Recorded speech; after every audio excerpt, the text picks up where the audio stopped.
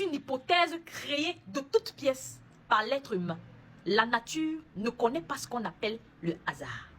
Je dis que c'est très puissant ce livre. Ça va changer. En fait, ça vous transforme. Vous comprenez tellement de choses quand vous lisez ce livre. Je poursuis.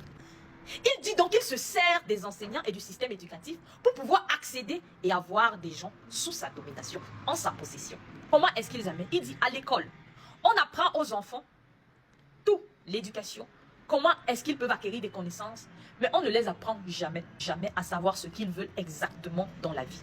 On ne les apprend jamais à préciser de manière exacte ce qu'ils veulent dans leur vie. C'est pourquoi quand ils grandissent et qu'ils finissent leurs études, ils sont incapables de te définir exactement ce qu'ils veulent dans la vie. Si vous leur demandez, ils vous diront juste qu'ils veulent réussir, qu'ils veulent être riches, qu'ils veulent être à l'abri du besoin, c'est tout. Sans avoir un but précis, sans savoir exactement quel est l'objectif de leur vie et ce qu'ils veulent réellement. Parce que ces gens, quand ils finissent leurs études, n'ayant pas de but bien précis, ne sachant pas ce qu'ils vont faire avec leurs connaissances, ils se mettent donc à chercher un boulot, juste de quoi faire. Et donc, ils n'ont pas la capacité d'utiliser tout leur cerveau. Ils ont juste besoin d'un emploi qui vont leur permettre d'avoir un salaire, le strict minimum pour pouvoir manger. Et c'est ainsi qu'il les entraîne à dériver. Il dit encore qu'il utilise les parents, nos propres parents et nos proches.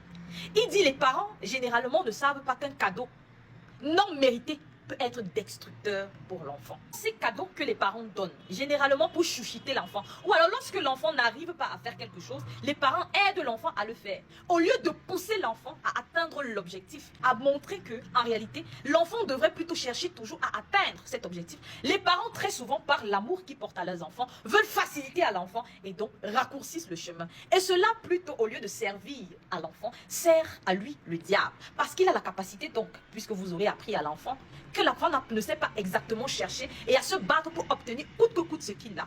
Et qu'il doit toujours être aidé. C'est là où lui, il rentre en jeu en proposant donc ses services. Le diable dit encore qu'il utilise les églises. Oui, ça va vous choquer. Parce que quand j'ai lu ce passage, moi-même quand j'étais en train de lire, ça m'a choqué un tout petit peu. Il a dit, j'utilise la religion, les églises, les pasteurs et les prêtres. Excusez-moi, hein, ce n'est pas vraiment, excusez-moi, ce n'est vraiment pas pour vous offenser, tous ceux qui sont pasteurs et prêtres. Il dit qu'il utilise donc les églises comment? Napoléon, il était autant choqué que moi, même vous, quand vous allez lire ce livre. Il dit, mais comment? Alors que les églises sont censées te combattre, sont censées être ton ennemi. Il dit, non, ce sont mes amis et ce sont mes serviteurs. Je les utilise comment? Ils enseignent au peuple de me craindre. Ils sont donc trop occupés à me craindre. Ils sont en train de tout faire pour me combattre. Donc, ils me craignent, afin que je n'apparaisse pas qu'eux. Il y a une partie de leur esprit qui ne pense pas positivement. Donc, leur pensée dominante ici, c'est la peur. Et c'est ainsi que je parviens à rassembler donc tout ce peuple. Au lieu d'entraîner le peuple à penser positivement, au lieu d'entraîner le peuple à avoir la foi et être plutôt concentré sur ce qu'ils veulent dans la vie, ils sont plutôt concentrés à me craindre. Et d'où, en réalité, ils sont mes serviteurs que mes combattants. Je n'ai pas peur d'eux. Oh là là. En fait, c'est très fort. Quand Napoléon Hill donc lui demande, comment faire donc pour éviter tout ça? Comment faire pour ne pas dériver? Est-ce qu'il y a des gens qui parviennent à ne pas tomber dans tes filets? Le diable dit oui, bien sûr. Puisque je vous ai dit, je contrôle 98% de la population mondiale. Alors les 2% sont ceux que je ne peux pas faire dériver. En réalité, il m'est impossible de leur faire dériver. Napoléon Hill lui demande alors lesquels. Il dit, les gens qui ne dérivent pas sont des gens qui ont une foi inébranlable. Parce qu'il dit que la foi, c'est l'absence de toute pensée négative.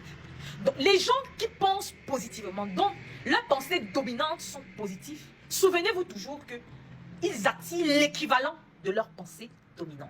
Ça veut dire que la pensée positive, alors la pensée positive c'est quoi? Généralement, les gens vont te dire qu'ils ne lancent pas un business parce qu'ils ont peur d'échouer. Quand vous allez demander à quelqu'un, pourquoi tu n'oses pas faire telle chose? J'ai peur de ne pas y arriver.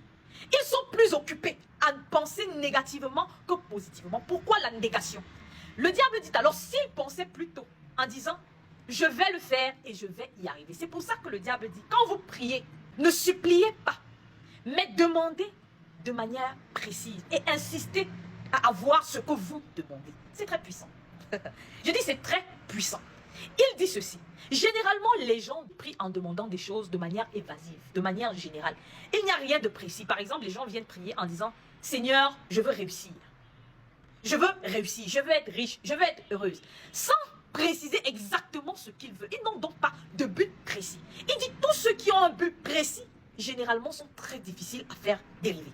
Ceux qui savent exactement ce qu'ils veulent dans la vie et qui ont un plan exact sur comment est-ce qu'ils vont y arriver, sont très difficiles à faire dériver. Le diable dit encore à Napoléon Hill, si seulement il savait qu'il y a une seule chose la plus importante pour les humains,